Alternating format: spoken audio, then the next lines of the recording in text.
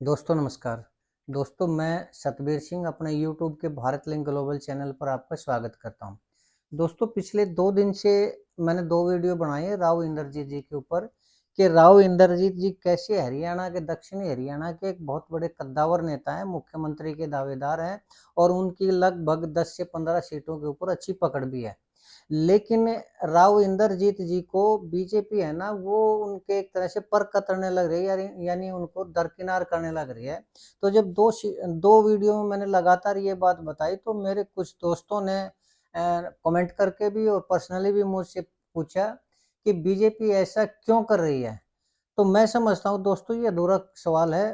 पूरा सवाल ये है क्यों और कैसे? जी हाँ, क्यों कर रही है ये तो है, लेकिन कैसे कर रही है ये भी एक सवाल है कि राव इंदरजीत जी को पार्टी से दरकिनार कैसे किया जा रहा है? तो पहले तो मैं जवाब देना चाहूँगा क्यों का। तो क्यों का सवाल तो है दोस्तों कुर्सी की लड़ाई, यानी सत्ता की लड़ाई और वो जो सत्ता की लड़ाई है ना वो है चीफ मिनिस्टर के पद के लिए। तो जब राव इंदरजीत जी कांग्रेस में थे तब भी वो उसके उम्मीदवार थे, सीएम के पद के उम्मीदवार थे और पकड़ भी उनकी अच्छी थी। लेकिन यहाँ पर भूपेंद्र हुड्डा जी ने के सामने उनकी नहीं चली और उनको लास्ट में 2014 में छोड़नी पड़ी बीजेपी। सॉरी कांग्रेस छोड़नी पड़ी और वो बीजेपी में उनको ज्वाइन करना पड़ा। लेकिन उनको ये उम्मीद थी कि बीजेपी उनको चीफ मिनिस्टर बनाएगी। लेकिन बीजेपी ने उनको तो चीफ मिनिस्टर बनाया नहीं, लेकिन नरेंद्र मोदी जी के एक खास दोस्त हुआ करते मनोहर लाल खट्टर जी, उनको चीफ मिनिस्टर बना दिए क्योंकि कोई भी नेता है वो अपने विश्वसनीय आदमी को ही इतनी बड़ी पोस्ट देता है। तो जब चीफ मिनिस्टर मनोहर लाल जी बने तो कुछ नाराजगी तो उन्होंने जाहिर की इंद्रजीत जी ने, लेकिन क्योंकि जो लहर थी वो मोदी की लहर थी इसलिए उनकी ज्यादा चल नहीं पाई और उनकी ज्यादा सुनी भी नहीं, तो वो अपना मन मार के ना रह गए। और ऊपर से ये था कि उनकी लड़की जो आरती राव थी उनको भी टिकट नहीं मिला। लेकिन खैर, लेकिन जब मनोहर लाल खट्टर जी चीफ मिनिस्टर बने तो उनको ये पता था कि बीजेपी के अंदर और खासकर दक्षिणी हरियाणा के अंदर राव इंदरजीत जी से बड़ा कोई नेता नहीं है और कल को अगर वो और ज्यादा मजबूत हो गए तो उनकी खुद की कुर्सी को भी खतरा है। इसलिए उन्होंने मनोहर लाल खट्टर जी ने राव इंदरजीत जी की जो ताकत थी और जो यादव समाज के अंदर और अहिरवाल की जो बेल्ट थी उसके अंदर उनकी ताकत को कम करने का प्रयास किया। तो ये तो सवाल का जवाब था क्यों और अब है कैसे। तो मनोहर लाल खट्टर जी ने जब ये देखा कि कभी भी वो उनके चीफ मिनिस्टर की उसके लिए चैलेंज हो सकती चुनौती हो सकते हैं, तो उन्होंने फिर ये देखा कि किस नेता को यादव समाज के किस नेता को राव इंदरजीत जी के खिलाफ उतारा जाए। तो एक नेत्री हुई हैं सुधा यादव जी। सुधा यादव जी के बारे में मैं थोड़ा बता दूं कि सुधा यादव जी के जो हस्बैंड थे वो बीएसएफ में डिप्टी कमांडेंट थे, सुखबीर सिंह जी, डॉक्टर सुखबीर सिंह यादव जी।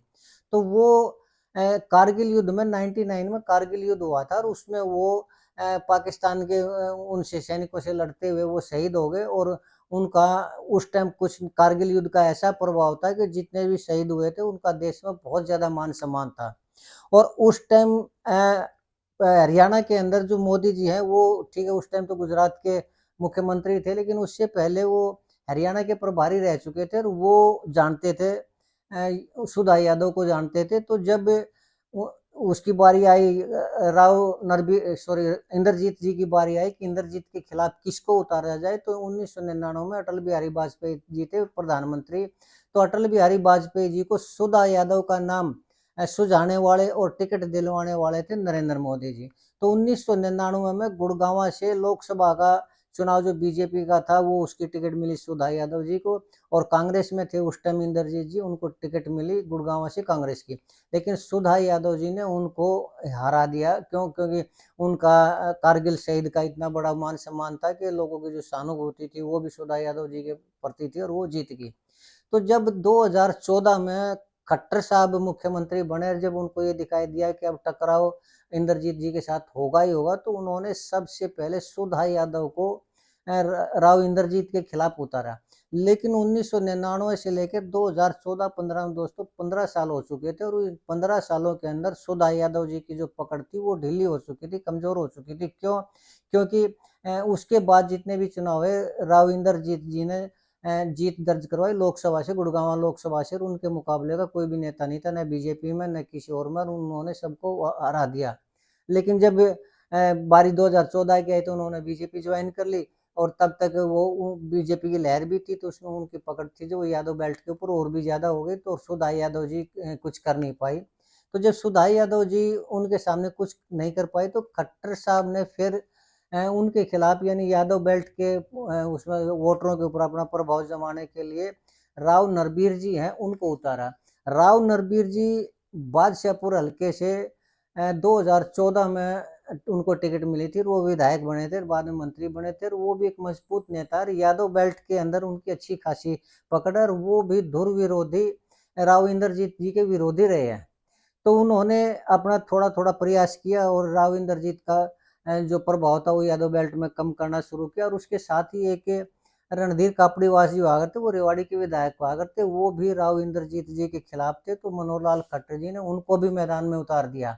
और जो सेंध मारी थी, जो यादव समाज में सेंध मारी थी या वोटरों में सेंध मारी थी, उन्होंने राव इंद्रजीत की खिलाफत करनी शुरू की और अपनी पकड़ बनानी शुरू की, और उसके साथ ही इन्होंने खट्टर साहब ने, मनोहर लाल खट्टर जी ने, एक डॉक्टर अभय यादव है और एक अरविंद यादव हैं, उनको भी मैदान में उतार दिया, और इन सभी ने मिलकर ने कम से कम इतना तो प्रभाव पैदा कर ही लिया था कि वो उनका मुकाबला कर सके, राव इंद्रजीत जी का मुकाबला कर सके।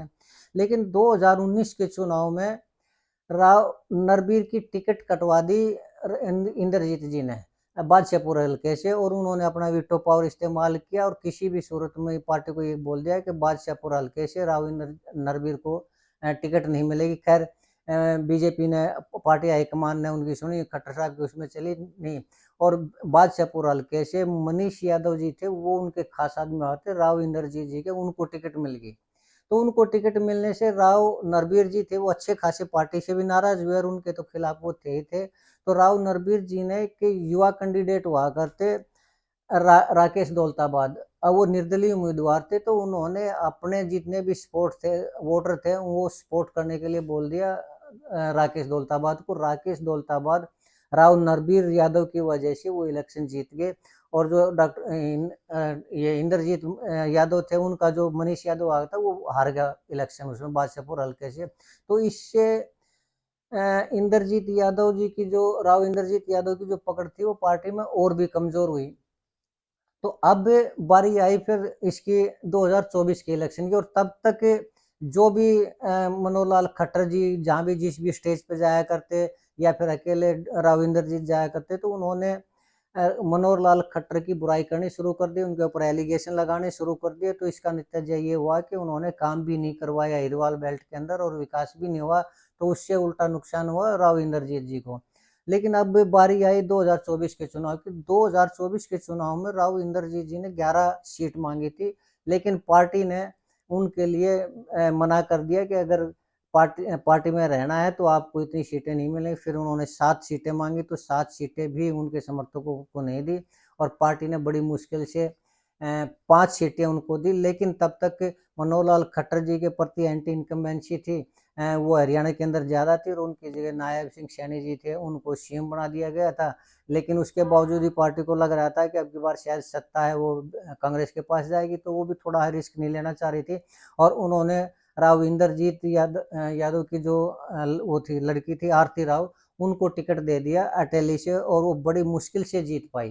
अटेली से या हेली मंडी से, ऐसा था कॉन्स्टिट्यूंसी में, आपको कंफर्म करके बता दो, वो बड़ी मुश्किल से जीत पाई। और उससे थोड़ा ये था कि उनकी एक तो टिकट नहीं मिली, उनके समर्थकों को टिकट नहीं मिली, और वो बड़ी मुश्किल से अपनी लड़की को जिता पाए। तो अब पार्टी उनको लगाने लग रही है खुडे लाइन, बिल्कुल मतलब एक तरह से उनका अहिरवाल जो बेल्ट है, यानी यादव जो बेल्ट है, दक्षिण हरियाणा जिसको बोलते हैं, उनका प्रभाव बहुत ही कम कर दिया है। अब स्थिति ये है कि राव इंद्रजीत जी की जो उम्र है वो 76 साल की हो चुकी है, और 4 साल अभी इलेक्शन में, तो अगले इलेक्शन होंगे तब तक वो हो जाएंगे 80 साल के।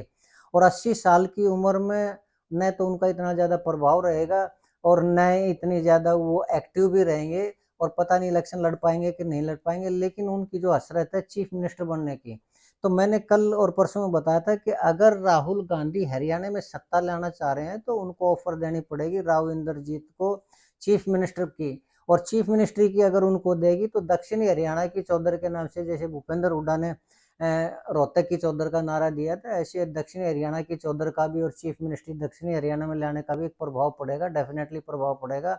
और जो यादव बेल्ट है वो डेफिनेटली राव इंद्रजीत के साथ जुड़ जाएगी और उसका जो रिजल्ट है वो अच्छा दिखाई देगा। वो पार्टी का जो ग्राफ है वो बढ़ेगा ही बढ़ेगा। और रही बात ऐसी सिचुएशन में भूपेंद्र हुड्डा जी की, तो भूपेंद्र हुड्डा जी मुझे नहीं लगते कि, देखिए कुछ लोग तो ये कहते हैं कि वो बीजेपी में चले जाएंगे, तो बीजेपी में तो मुझे नहीं लगता कि वो जाएंगे। हाँ, ये जरूर हो सकता है कि वो अलग पार्टी बना ले और अलग पार्टी बना के बीजेपी को सपोर्ट कर दे बाद में।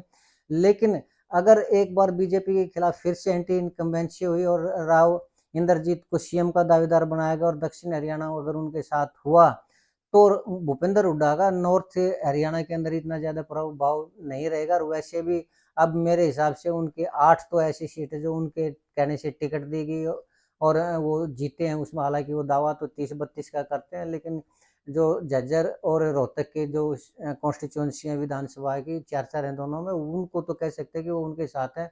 लेकिन अगर वो अलग पार्टी बनाते तो मुझे नहीं लगता कि उनकी जो समर्थक हैं या जो उनकी सीट होंगी वो 7-8 भी आ पाएंगे, उससे कम आ पाएंगे। तो इन सारी चीज़ों को देखते हुए, और वैसे भी भूपेंद्र हुड्डा जी की उम्र काफ़ी हो चुकी है और दीपेंद्र हुड्डा जी को लोग पसंद तो करते हैं लेकिन इतना ज़्यादा नहीं कि जितना भूपेंद्र हुड्डा जी को करते हैं। तो ऐसे में भूपेंद्र हुड्डा जी मुझे नहीं लगता कि अलग पार्टी बनाएंगे, वो भी पार्टी के अंदर रहेंगे। और अगर राव इंद्रजीत जी और भूपेंद्र हुड्डा जी रहे तो डेफिनेटली 2029 में कांग्रेस की सरकार बनेगी ही बनेगी। और जहाँ तक राव इंद्रजीत का सवाल है, उनका मुख्यमंत्री बनने का शुरू से ही सपना रहा है, तो वो भी उनका सपना पूरा हो जाएगा। और कांग्रेस जो आज आपसी खींचतान के कारण और फुट के कारण जो आज बिल्कुल खत्म हो रही है, और ऐसा लगता है अगर इस तरह की फुटबाजी रही तो आने वाले 15-20 साल तक भी कांग्रेस हरियाणा में सत्ता में नहीं आ पाएगी, वो भी उसका जो सुख है वो समाप्त हो सकता है। तो मेरा ये कहने का मतलब है कि इस प्रकार बीजेपी ने अपने हाथों से कैसे एक कद्दावर नेता को दरकिनार किया। और अगर राहुल गांधी सही चाल चलते हैं तो आने वाले टाइम में बीजेपी को नुकसान होने की संभावना है। तो दोस्तों, आज के लिए मैं इतना ही कहना चाह रहा था। मुझे उम्मीद है कि आपको मेरी ये विवेचना पसंद आई होगी। अगर आपको लगता है कि मैं ठीक कह रहा हूँ तो आपसे प्रार्थना करना चाहूँगा कि आप मेरे इस वीडियो को लाइक करें, शेयर करें, दोस्तों कमेंट जरूर करें। और चलते चलते एक बार फिर आपसे निवेदन करना चाहूँगा कि आप मेरे इस चैनल को सब्सक्राइब जरूर करें, ताकि मेरा हौसला बढ़ता रहे और इसी तरह की योजना मैं आप तक लाता रहूँ। आपने मेरा ये वीडियो देखा, इसके लिए आपका बहुत बहुत धन्यवाद। नमस्कार, जय हिंद, जय भारत।